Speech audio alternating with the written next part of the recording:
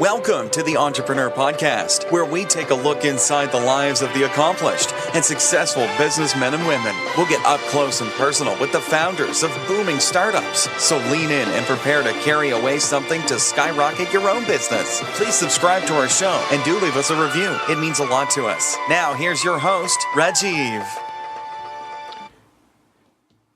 Hey listeners, welcome to the Entrepreneur Talk Show. I'm your host Rajiv Unikrishnan, and this is the show where we talk about entrepreneurship and speak to great founders, entrepreneurs, and investors.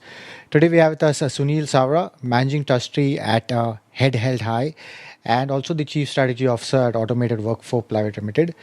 Head Held High Foundation, its goal is to catalyze the transformation of illiterate villagers into capable workers on the one hand, and create employment and business opportunities on the other, to enable work to occur in villages, creating sustainable rural economies. Welcome, Sunil. Thank you so much. First of all, you just made some adjectives which really started making me blush. You talked about great entrepreneurs and stuff like that. So first of all, I'm hardly an entrepreneur. Definitely not great in that. So anyway, go ahead, Rajiv. Yep.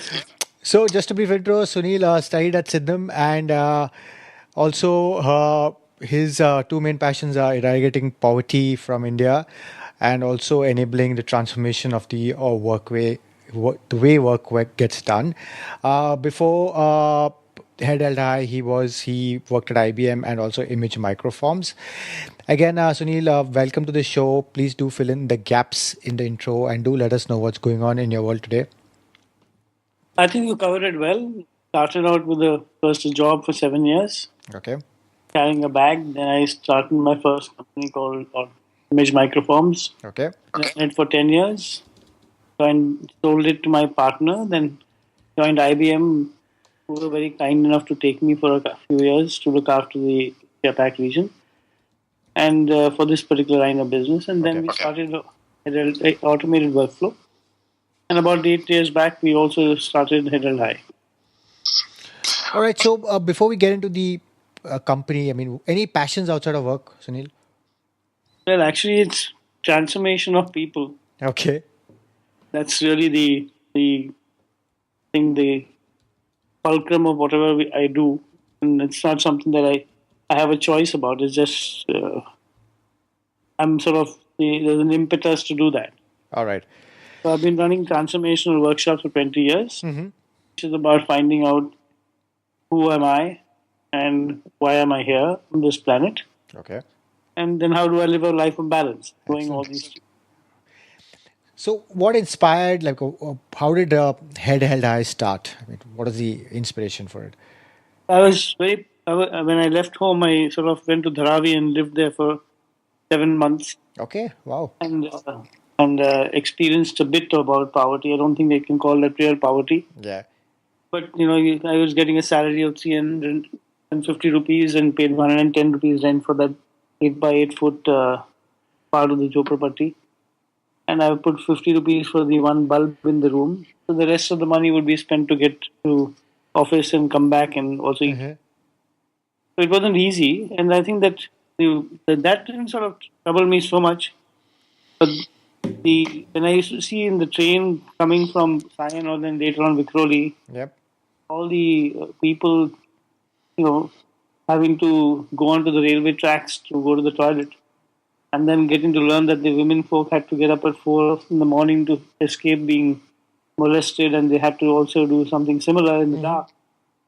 It really, something must have hit me. I don't know why and what, but I know it did affect me. The indignity of it affected me. The fact that there is so much in the world that we have, and I've been very lucky to travel all over the world, and I've seen such beauty in the world. It makes no sense that we have poverty today. Absolutely no sense. Absolutely, yeah. So then they beg the question: if not me, then who? Correct. So what's the vision for Head Held High finally? Head Held High, our vision is quite humongously large. We will not stop until poverty is ended. Okay. And I mean, the key people to take this project off the ground, was it only you initially or any partners as such? Okay. Actually, initially there were four of us. Two of them moved on somewhere else, and then there's Rajesh Bhatt, myself, and then the third person joined us, Madan Padaki. Mm-hmm. The three of us have been doing this for quite some time. Three of us. It's not me. Okay. And Madan Rajesh is a youngster. He's about half my age, and he Okay. left very high-paying software job to do what we do. Madan is really the you should be interviewing him, not me. Okay. Serial entrepreneur who's made good, and he's on TEDx talks and stuff like that. Oh, lovely. Okay. Yeah, so he's done a great deal of work, very well, and he's the third partner. So three of us do different things, but we all are the co-founders of Head Held High. Now, look, so reading into Head Held High, so initially I read like people who want to get in, you'll provide grants for training. You'll also help moving the white collar jobs to the villages and also have conventions to raise the awareness of poverty, etc. So how does this entire process work? I mean, for anyone who wants to like get into the training or something, you know? What we have done, we have been lucky enough to create is a very powerful transformational training capability Okay. that enables a person who has never even touched a pencil or seen a school in his life, completely illiterate, to become as capable in work and in life as a graduate, typical graduate in India. So our promise to anyone in the world is, in 6 months, anybody on the planet, we will transform to be as good as a graduate. Okay. That's a huge promise to be able to make, but we've done this for 3,000 people so far, and it's worked. So this is what we do very, very well, and we realize that the futility of this is that we've got the atom bomb of what transformational capability building of human beings. So we've got the magic elixir that we can enable somebody to drink, and in 6 months he'll become, Raju Ban Gaya gentleman, and it's unbelievable. So we found that just bring 3,000 people in 6-7 years is hardly worthwhile. I mean, it's hardly substantial given what we should be doing. So what we've done is, with the help of Tata Trust, who funded us now, Okay. we are giving away the technology that we've got to other organizations who also do training or want to do training, and we will enable them to become master trainers, and then Okay. Got we'll it. spread it, 100-fold, 1,000-fold, 10,000, 100,000-fold, hopefully in the next, as we go ahead. We've stopped putting in too many numbers. We used to have a very good target of, we wanted to release 2 million by 2022, and we realized that it didn't really matter whether we released 2 million, 1 million, 500,000, Correct. 100,000, as long as we kept working at it. And so we will, as I said, we won't stop until we are sure that poverty is no longer on the planet. So that's the one part of it. So we believe that if people became capable in the villages, let me go back a bit. Yeah. Poverty is caused by multiple reasons. Poverty eradication happens in multiple ways, which means people work in nutrition, they work in removing disease, hunger, water, Correct. agriculture, all kinds of things, livelihood. Now, what we realize is that center of all of this is human being. So no matter if I go and provide, if somebody goes and provides nutritional benefits to a human being, if in the next moment the person doesn't have food to eat, that's the end of the nutrition, because he won't be able to survive. Yeah.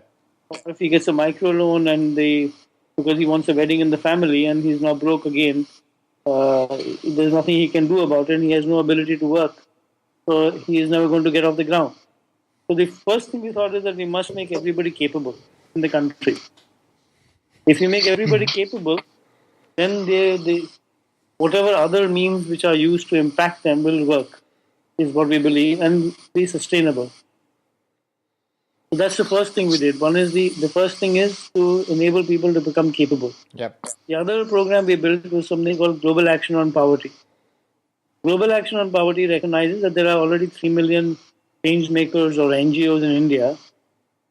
Even if there's only 1 million of those who are active, there's enough soldiers on the ground who have absolute great dedication, but obviously who are not making it as kind of impact that one would like to see them making. Correct. So if we can get them to have the kind of impact that they would like to make, but they don't know how to, or somewhere there's something not working, and we can sort that out at this in parallel to what we're doing in capability building, together with this in both these ways. So we'll build one hand we'll build capability.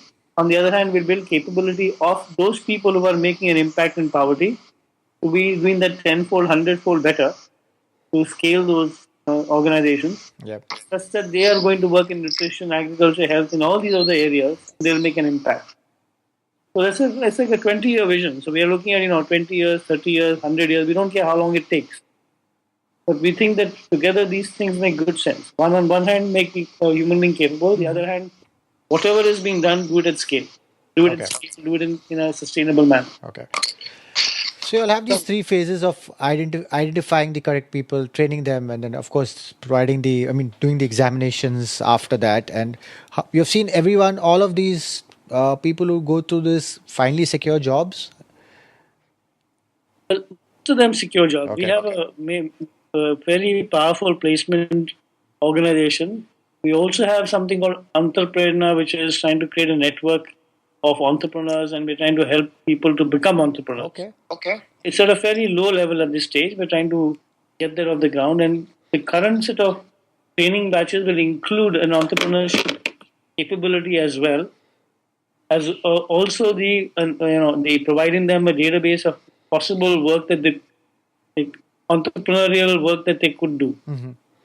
In parallel, we are also going to try and create a network of sorts, like something like we have TIE in the IT world Yeah, for yeah. entrepreneurs. We're trying to create a village TIE. We already started it in about some 20, 30 districts, and it has some impact, but not enough. So we are not sure. We haven't yet figured out how to do this brilliantly. So we are still playing with it.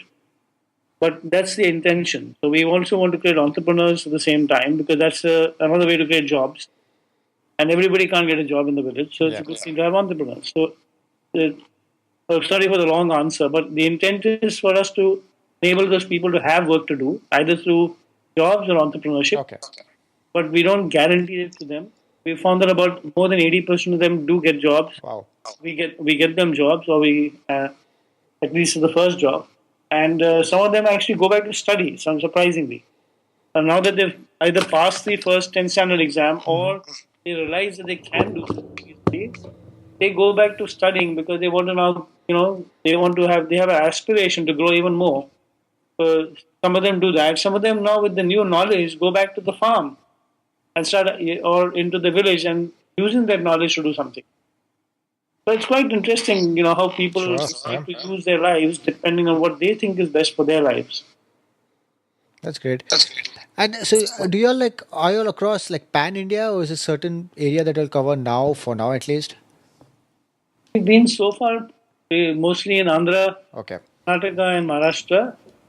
Now we've decided to move actually where there is more poverty. So these are not the places where there is greatest poverty. The greatest poverty is in the northeastern sector, in Bihar, Orissa, Correct. Jharkhand, and a whole bunch of that part of the world. So if you ask me the same question 1 year later, you'll probably hear that we're in those states in the northeastern states and Uttar Pradesh and Yeah. Bihar and so on and so forth. So that's where we've now got all our projects going. Okay. And what's the core team size currently? It's a tough question because I'm still building my core team. Okay. So my core team, as soon as it gets completely filled up, we've got about some 9 more openings which we're trying to fill. Okay. It's roughly about 18 people. Excellent.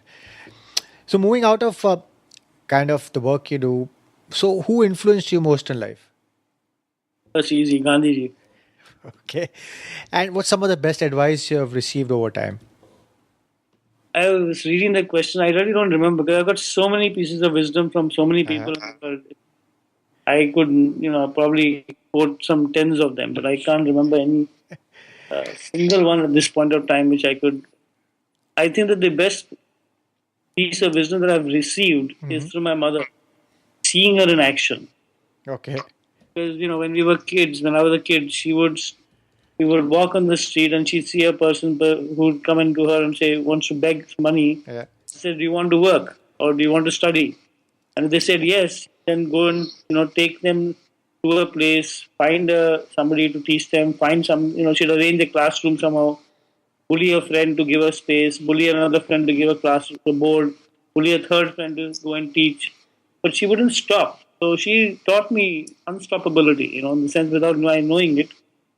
I realized that you can be anything you want to do, you can be anything you want to do, you can do anything you want to do. And the core of life is really to be unstoppable, whatever you want to do. Correct, absolutely.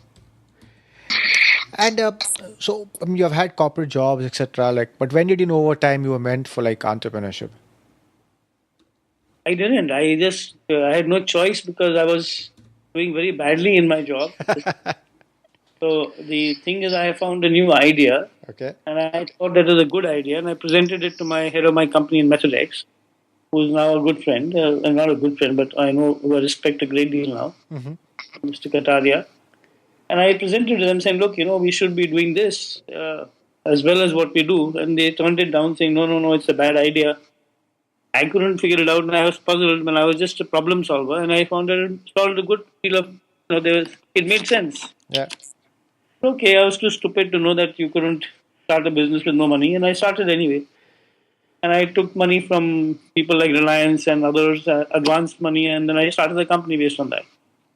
Okay. So I've always done that. I always started with no money, and we used customers, the credibility that one had that one would deliver. Somehow, I don't know if they believed us, but somehow they did. We to them, and we didn't let them down. So it worked for everybody. So I was basically too dumb to know that I couldn't be an entrepreneur. Okay. That's really the truth of the matter. Okay. And over time, any product or service you have created which has failed?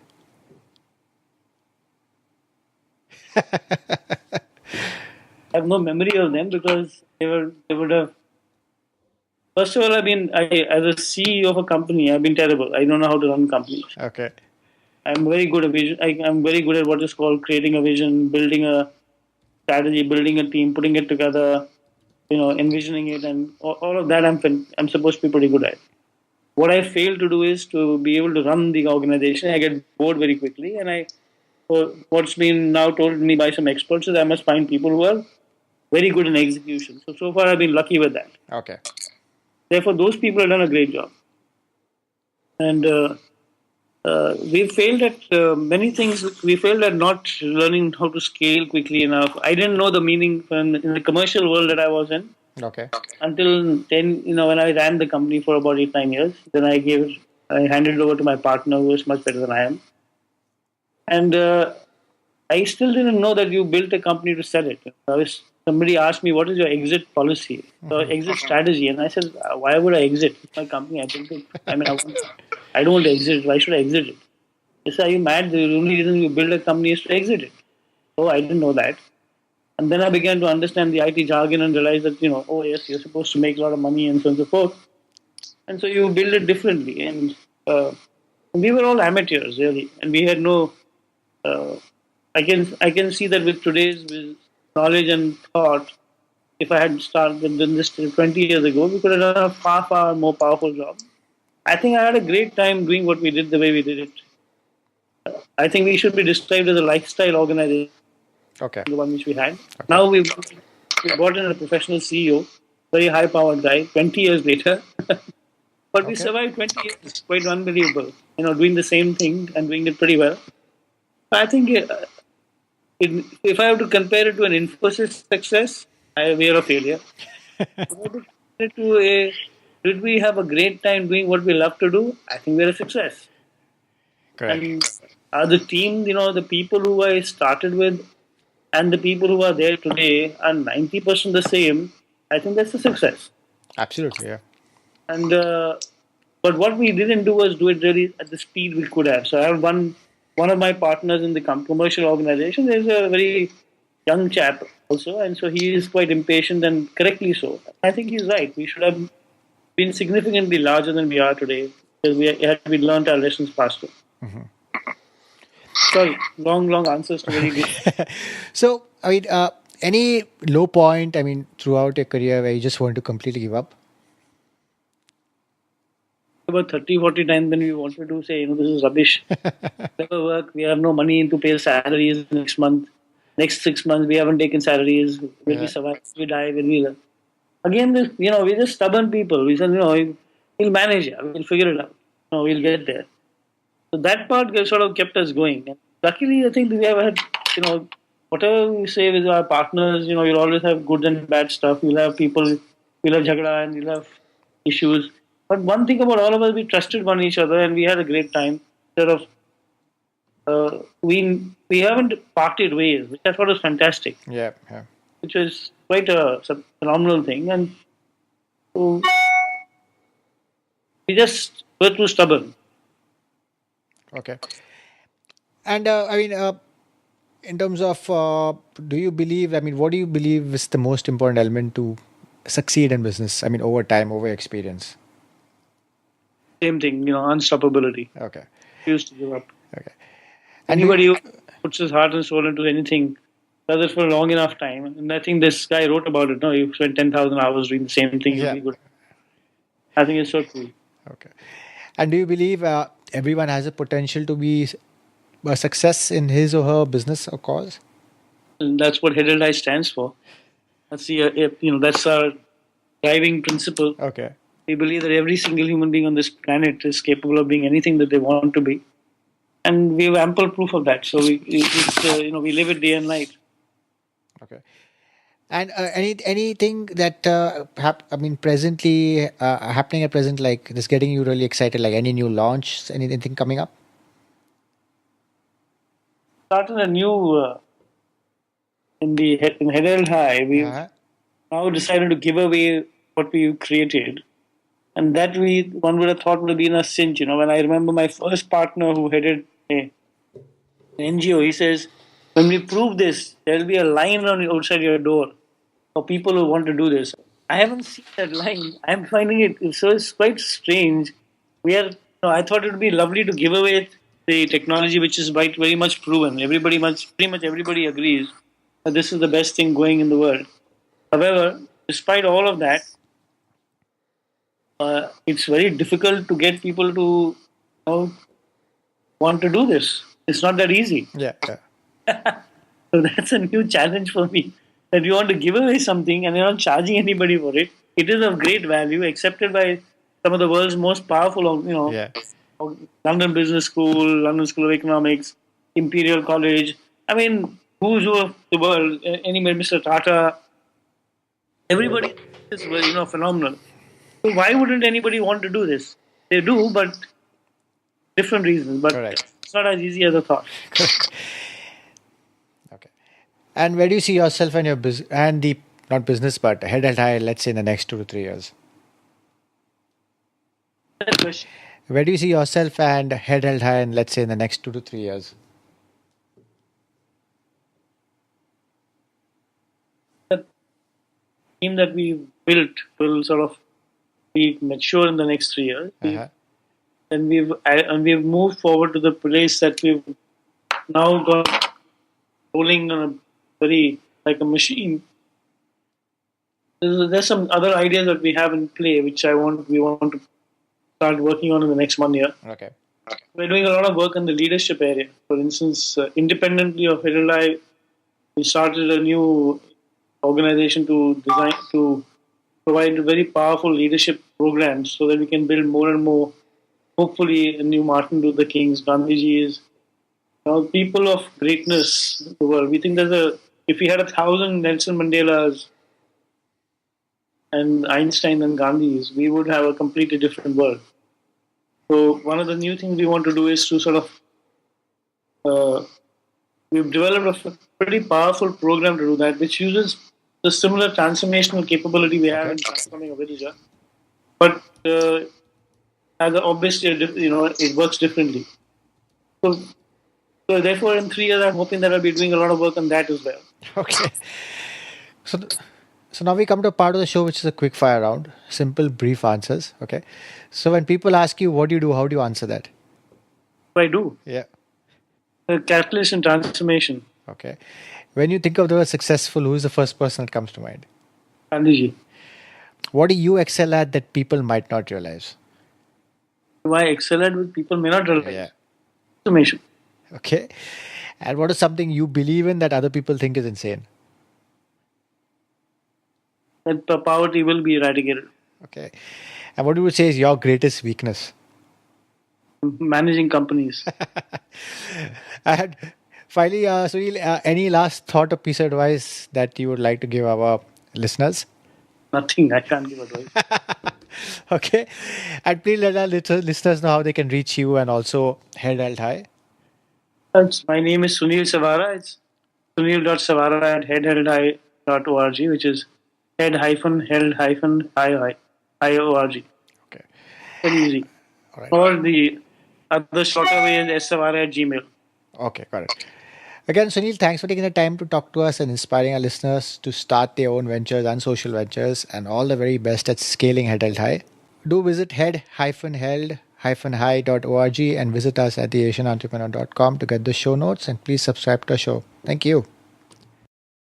Thank you for listening, and please subscribe to the show so you don't miss an episode. In the meantime, head over to theasianentrepreneur.com and check out show notes and other information to motivate you in your entrepreneurial endeavors.